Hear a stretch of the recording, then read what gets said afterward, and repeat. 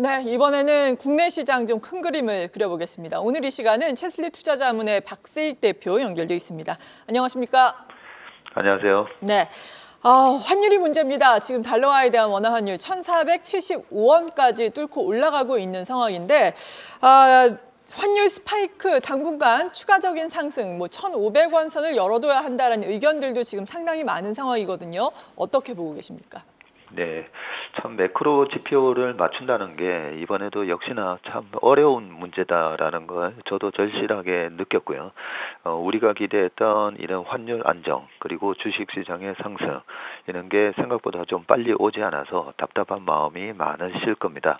하지만 결론부터 말씀드리면 최근과 같은 이런 환율 급등 상황이 2016년 트럼프가 당선됐을 당시에 그때는 힐러리와 트럼프의 대결 구도였었는데요.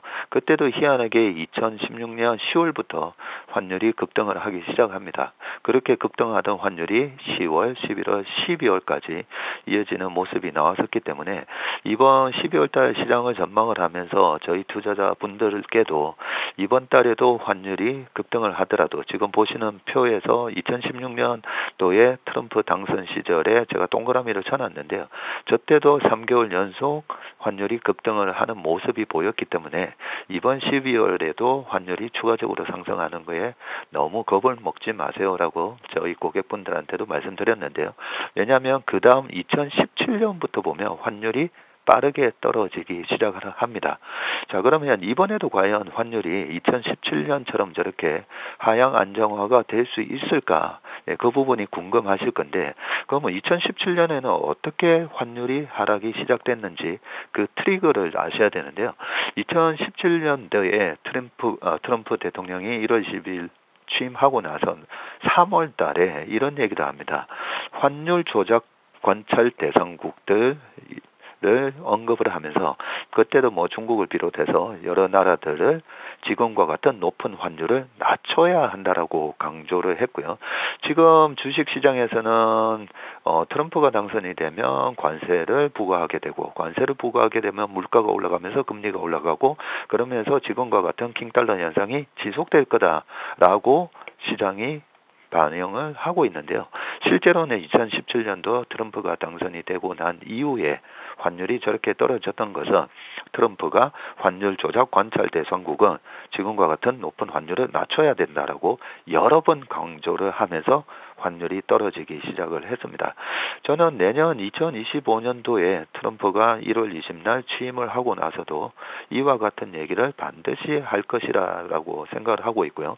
참고로 우리나라는 환율 조작 대상국에 올라와 있나라고 보면 지난 불과 한 달 전 11월 14일 날 주요 교역 대상국의 거시경제 및 환율 정책 반기 보고서에서 한국을 환율 관찰 대상국에 지금 올려놓고 있습니다. 중국, 일본, 싱가포르, 대만, 베트남, 독일 등도 7개 국가도 지명이 되어 있는데 아마 이번에 트럼프가 당선이 되면 이 나라들 지금과 같은 높은 환율을 낮추라라고 얘기를 하면서 내년에 우리나라 시장에서 지금 약간 공포스럽게 다가오고 있는 환율이 하락 전환하면서 저는 연말 되면 1,300원 전후까지 환율이 떨어질 수 있다라고 그렇게 생각합니다. 네, 그렇군요. 일단은 달러 강세가 내년 초에는 좀 진정이 될 가능성이 있다라면서 과거의 사례를 또 근거로 말씀을 해주셨는데, 우리 증시, 증시 지수 자체로 보자면은 지금 저평가 국면인 거는 맞는 것으로 보여집니다. 하지만, 뚜렷한 반등의 트리거가 좀 있어야 할 텐데, 내년 초에 기대를 해볼 수 있는 요인들, 환율 이외에 또 어떤 것들이 있겠습니까? 네. 22년 10월 달에도 우리나라 증시뿐만 아니라 글로벌 증시가 그때 굉장히 험악하게 많이 빠졌었고요. 그럼에도 불구하고 11월 달부터 반등이 들어왔었고요. 23년 연말에도 똑같았었죠. 작년 8, 9, 10월 달에 미국의 나스닥도 3개월 연속 하락을 했다가 11월, 12월 달에 우리 시장을 비롯한 글로벌 증시가 강하게 반등이 들어왔었는데 이번에는 11월 달에 트럼프가 당선이 되면서 우리 시장을 짓누르는 그런 역할을 좀 했었고요. 12월 달에 시장이 반등을 모색하는 가운데 정치 리스크가 발생을 하면서 계엄 사태가 발생을 하면서 또 한 번 우리 시장의 주가를 누르는 그런 악재가 발생해서 참으로 좀 답답한 그런 장세를 연출을 했습니다. 자, 그러면 내년에는 과연 우리 시장에 올라갈 반등을 할 어떤 트리거나 모멘텀이 있을까라고 보면 결론부터 또 말씀드리면요. 너무 많습니다. 이런 비관적인 시장에서 많다라고 얘기하는 게 좀 뜻밖일 거다라고 말씀을 하실 수가 있는데 조금 전에 말씀드렸던 환율이 일단은 하락을 할 거고요. 두 번째는 바로 미국 증시가 2017년도에 트럼프의 그런 모호무역주의 속에서도 2017년도에 글로벌 증시가 다 강했었거든요. 그러면 그때 언제까지 강했었냐 보면 2017년 12월까지 주식시장이 상당히 강했습니다. 그런데 2017년 12월에 어떤 일이 있었냐면 트럼프가 공약을 했었던 법인세를 35%에서 18%까지 낮추자고 했었던 그 부분이 드디어 관철이 되면서 법인세를 낮춘 게 2017년 12월이었습니다. 그래서 2017년 12월에 공약만큼 18%까지는 낮추지 못하고 21%까지 낮췄지만 그 법인세를 낮춰주는 게 상당히 투자자들에게는 환호할 만한 모멘텀이었기 때문에 2017년 12월까지 강세가 이어졌던 걸로 보면 올해도 트럼프는 대선에서 15%까지 낮추겠다라고 얘기를 한 상황이기 때문에 미국 증시도 법인세 추가 인하가 있는 시점까지는 강세를 보일 것으로 예상하고요. 지난 8월 달에 시장이 급락을 했을 때 이제 드디어 미국 시장에 하락이 시작했다. 경제가 하드랜딩이 시작했다. 이런 얘기가 많았었지만 저는 내년에도 미국 시장 붕괴 가능성은 상당히 낮다라고 생각합니다. 세 번째 모멘텀은 ISM 제조 PMI입니다. 그동안에 20년 동안의 ISM 제조 PMI 지난번 방송에서도 말씀을 드렸었는데 우리나라 증시에 가장 큰 영향을 주는 것은 바로 ISM 제조 PMI인데 이 PMI가 대선이 끝나고 나면 그 다음 해에 가파르게 올라오는 경향이 있습니다.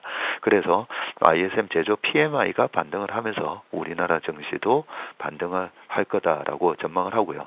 그 다음에 강력한 아주 핵폭탄급의 우리나라 증시를 밀어 올릴 수 있는 그런 트리거가 하나 지금 예상되고 있는데 그게 바로 우리나라 상법 개정입니다.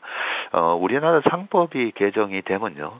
올해 들어와서 대형주 중에 크게 오른 주식이 하나 있습니다. 고려아연이었죠.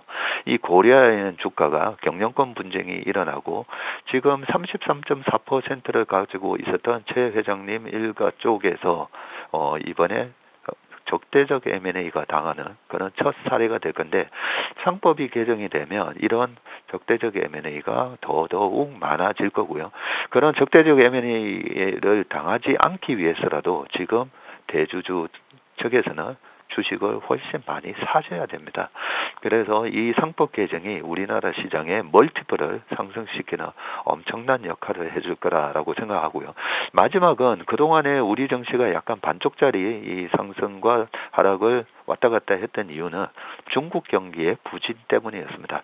아시다시피 우리나라의 수출 비중의 1등을 차지하는 나라가 여전히 중국이기 때문에 그동안에 한 4, 5년 동안에 지지부진한 중국 경기가 우리 증시를 발목을 잡는 역할을 했었는데요. 중국의 경기 부양 효과가 이렇게 저렇게 보면 조금씩 나타나고 있습니다.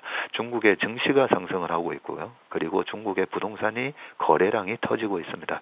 그런 걸 감안을 하면 중국의 경기 부양 효과까지 우리 증시에 긍정적인 요소로 작동을 한다라고 보고요. 과거 한 30년 우리나라 시장을 자세히 분석해 보시면 5자로 끝나는 해는 항상 국내 시장에 중국 스토리가 있었습니다. 1995년도에도 있었고요. 2005년도에 중국의 인프라 사이클, 2015년도에 중국 소비 사이클을 생각을 해보면 내년도에는 중국 경기 부양 효과에 따른 중국 수혜주까지 그렇게 주가가 올라갈 요소가 상당히 많다라고 말씀드릴 수 있습니다.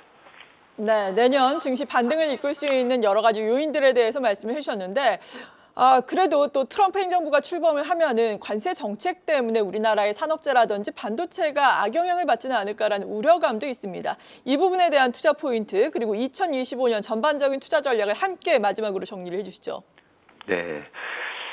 지금과 같은 킹달러 상황이 과거에 우리가 겪었던 IMF라든지 2008년 금융위기 이때도 1,400원 이상 치솟아 올라가면서 IMF 때는 뭐 2,000원까지 갔었고요. 2008년 금융위기 때는 1,590원까지 가다 보니까 지금처럼 환율이 올라가면 뭔가 큰 시스템 리스크가 오는 거 아닌가라고 걱정을 해서 다들 주식시장에 대해서 부정적으로 보시는데 과거 1980년 초에 물가를 잡기 위해서 폴 볼크가 금리를 공격적으로 올렸던 그 시절을 생각을 해보면요. 1980년도 상반기에 보면 미국 시장 상당히 좋았었습니다.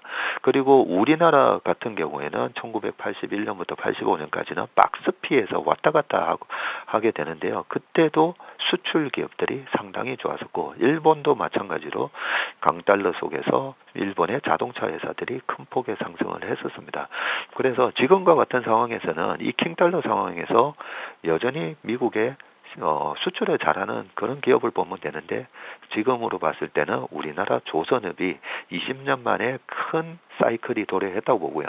그래서 2001년도에 중국이 WTO에 가입하면서 10년 동안에 중국의 인프라 사이클이 발생을 했었는데 지금은 인도 태평양 경제협력 체제로 바뀌었지 않습니까? 그래서 어제 나온 기사에 보면 인도가 새로운 상선이 1,000척이나 필요하다. 이런 얘기도 있기 때문에 우리나라 조선업이 가장 크게 수혜를 받을 것으로 예상을 하고요. 미국 주식 투자하시는 분은 아까 말씀드렸던 대로 법인세 인하가 되면 미국의 대부분의 기업이 수혜를 받게 됩니다. 그래서 미국 시장에서도 긍정적으로 대응을 하셔서 내년 2025년에는 올해 까먹었던 그런 손실 다 만회하시고 큰 폭의 대박 수익률을 내시는 그런 한 해가 되시길 바라겠습니다. 네, 희망찬 2025년 그래도 또 전망을 해주셨습니다. 첼시 투자자문의 박세익 대표였습니다. 고맙습니다. 계속해서 다양한 경제 이슈를 알고 싶다면 구독과 좋아요, 알림 설정 부탁드립니다. AI 캐스터 권미정이었습니다.